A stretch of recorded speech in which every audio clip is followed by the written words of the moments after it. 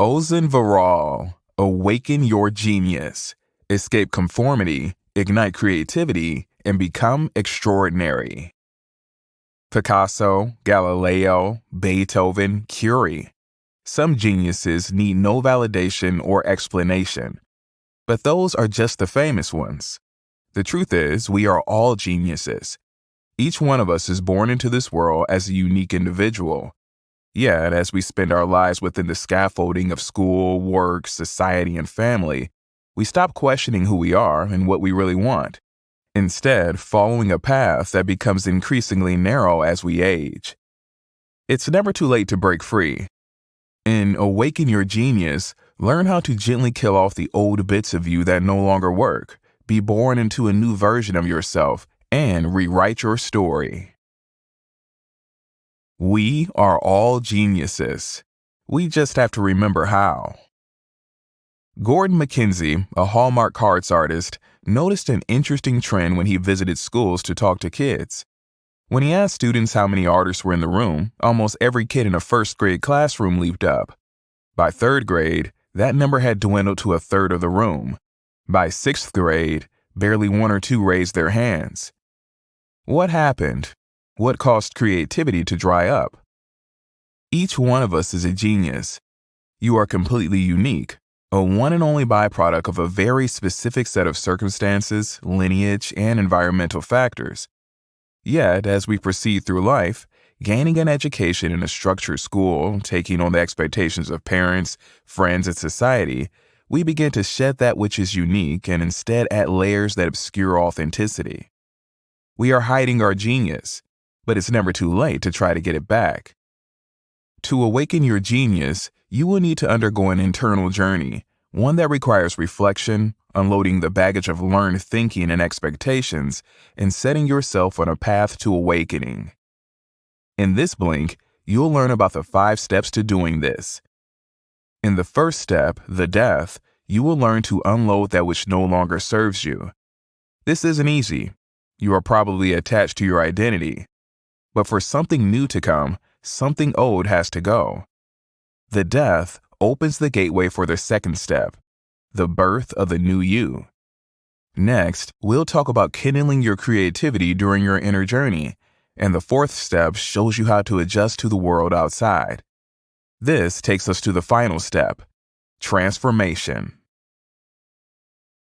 The death. To awaken your genius, offload that which no longer suits you. You may know the late Gillian Lynne as the choreographer of Cats and The Phantom of the Opera. By any measure, she was a success.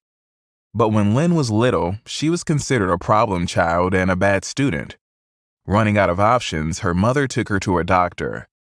After some observation, the doctor asked her mother to leave the room with him, but left Lynne behind with the music turned on. Through the glass door, they watched the child leap and twirl to the music. The doctor's prescription? Enroll this child in dance class right away. Like Lynne, many of us are trapped within a system that doesn't suit us. Most of us are the products of traditional educational systems, hierarchical environments that encourage memorization and passive absorption. To awaken your genius, the first step is to relearn. And to do that, you have to first unlearn or discard that which no longer suits you. Maybe you excelled in biology and volunteered in hospitals, but while applying to medical school, decided that you were no longer stoked by the idea of practicing medicine. It might be hard to throw off years of work and the identity you claimed as an aspiring doctor. But remember this, you are not your identity. Your identity is a story you tell yourself, but it is not actually you. You may love music and play in a band, but you are not just a musician. You may drive a Mercedes, but that is what you have, not who you are. Choosing one aspect by which to identify your whole self minimizes your vastness and reality.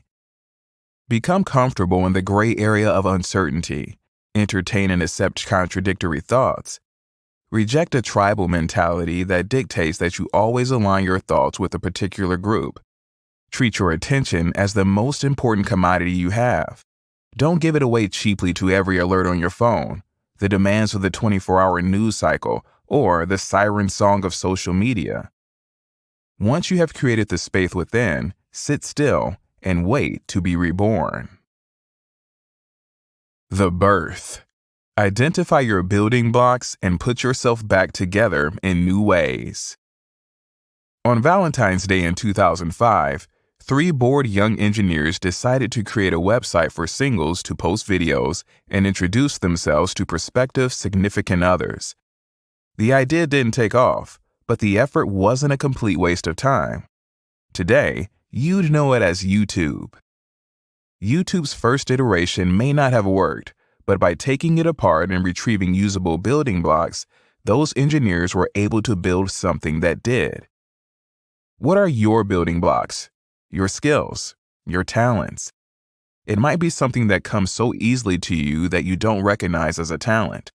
It might be something that made you think of yourself as weird or different, but is actually a superpower. And don't limit yourself to one facet. You can be an athlete who writes, a musician who practices law, a chef who climbs mountains and runs marathons. Discover and combine the multitudes that live within you. While undergoing this process of rebirth, ask yourself, what is my mission, my purpose in life? Keep an energy journal to note what energizes you, and conversely, what drains you. What is exhilarating, and what makes you feel heavy? Dive into possibilities by exploring other careers and ways of being. Talk to those who do what you might be interested in and try to experience their world a little. While you undergo this wondrous journey of experimenting with what you might like to do or become, here's one thing you do not need to take along for the ride: external validation. Consider that Jason Alexander was nominated 8 times for an Emmy for playing George Costanza on Seinfeld and never won. Or that Isaac Asimov didn't make the New York Times bestseller list until he'd written 262 books. Imagine if either Alexander or Asimov had decided that the lack of accolades correlated to a lack of talent and stopped producing their work. In relying on external validation, you allow others to set your agenda. Things like beauty, compassion, and creativity can't truly be measured, and therefore, no award or medal truly captures their fullness. The inner journey. Unlock the playful, creative, wise person within. Here's one quick way to do this. Don't Google. Don't oversaturate your mind with other people's thoughts, opinions, and ideas instead of germinating your own. Instead, keep a Word document open on your computer so you can put ideas down as they come up. Keep your ideas private and honest. Listen to your gut instinct. Connect with others to brainstorm, but make sure you collect a diverse group of thinkers. Go for long walks. This is especially helpful in the lull between having a good idea and actually working on it. In a Stanford study where 2 groups of people were given a divergent creative test, the group that walked on a treadmill before the test scored higher than the one that has spent the time sitting down. Ignore your inner critic who crankily points out the inconsistencies and lack of reason in your ideas. You don't need that guy to put a lid on your creative juices as they are flowing. Of course your new idea is unreasonable. It doesn't exist yet. What fosters creativity? Play at any age. Checklists are great when you're performing surgery or flying a plane, but when you're trying to make a new thing happen, sometimes you need to follow your interest, like Charles Darwin did when he read books about geology for fun, or like the cast of The Office did when they got stuck. They wrote an episode of another show. Next time you're stuck at work, maybe try to come up with an idea for a competitor's product. Think about where you do your thinking, and consider playing with whatever noun you answered that with. Office? Boring. How about an idea lab? Instead of a meeting, how about a collaborative cave? At Brazilian can manufacturer Brasilita, there are no employees. Everyone who works there is an inventor. Not knowing and not over-researching or over-preparing can help you launch something truly new and creative. Ignore the critics. They are the same people who called Galileo, Stephen King, and Walt Whitman stupid, prejudiced, and blasphemous. Lao Tzu said, Care about other people's approval, and you become their prisoner. Engage meaningfully with the world outside. In this information age, most of us have become consumers of what we assume are facts. But how many of us question them? Breakfast is the most important meal of the day. We pair it to our children, not bothering to do the research that would show us how that theory was proposed by cereal maker Kellogg. Skepticism is important, especially today when misinformation can be instantaneously transmitted without fact-checking. Questioning also exposes us to different ideas and viewpoints that are otherwise easily avoided by algorithms that choose what we view. When we seek to engage with the world meaningfully, it is tempting to reach out to guides and leaders. But beware the guru, for what you see of them is what they want you to see. Take one of America's most beloved icons, Henry David Thoreau, who built and lived in a cabin by Walden Pond to experience and write about life at its most basic. You may have admired him while reading Walden, but did you know this cabin was just 2 miles from his home, or that his mother brought him pastries on weekends, or that he often popped by his buddy Ralph Waldo Emerson's nearby house for dinner?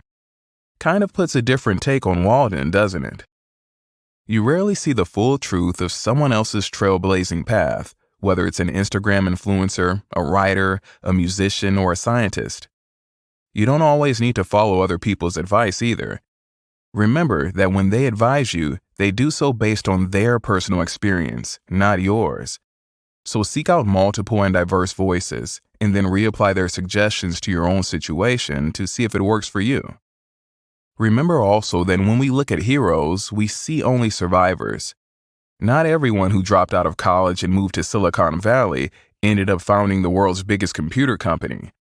Steve Jobs' success may have come to him regardless of whether or not he graduated from college. We have no way of knowing, so it does not make sense to drop out of college because he did. Let go of the future to truly embrace your own. Will it help? 3 small words, 1 simple question. Will it help? To read another article about the college your child did not get into. To check out statistics about plane crashes before a big trip. To see what the experts have to say about a new pandemic. The truth is, even experts don't always get it right. No one can predict the future. Worrying about what may never come to pass is a complete waste of time and energy. To move towards your transformation, it is necessary to let go of your notion of your future. Having a general idea is one thing, but trying to force life along a predicted, planned path will often not work because of things beyond your control. A life that works out exactly as you planned is not just unlikely, it may not be as satisfying, as you have removed the potential for growth and exciting possibility. The only constant is change. Consider the peppered moths of Britain. Before the 1800s, 98% of them were light-colored and 2% were dark. Over the 50 years of the Industrial Revolution, the ratio flipped to the total opposite. Why? Soot from coal-burning factories darkened the bark of trees, so the light-colored moths that had previously been camouflaged by the light-colored lichen were now easily spotted by predatory birds.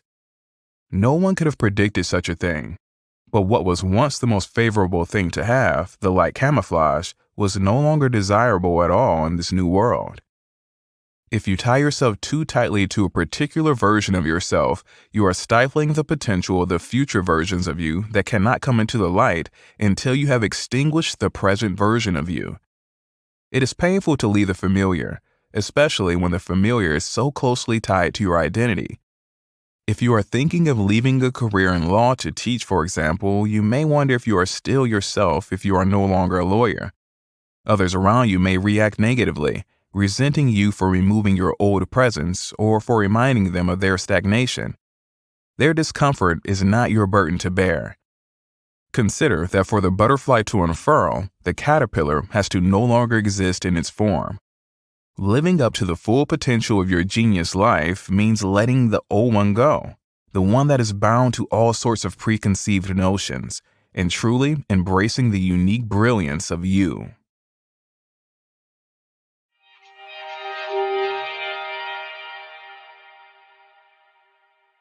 In this bling to Awaken Your Genius by Ozan Varal, you've learned that you are a genius, even if you've never thought of yourself as one. By truly examining your life, values, and choices, and by listening closely to your true voice, you can be reborn into an authentic version of yourself that interacts meaningfully with the world around you. Thanks so much for listening.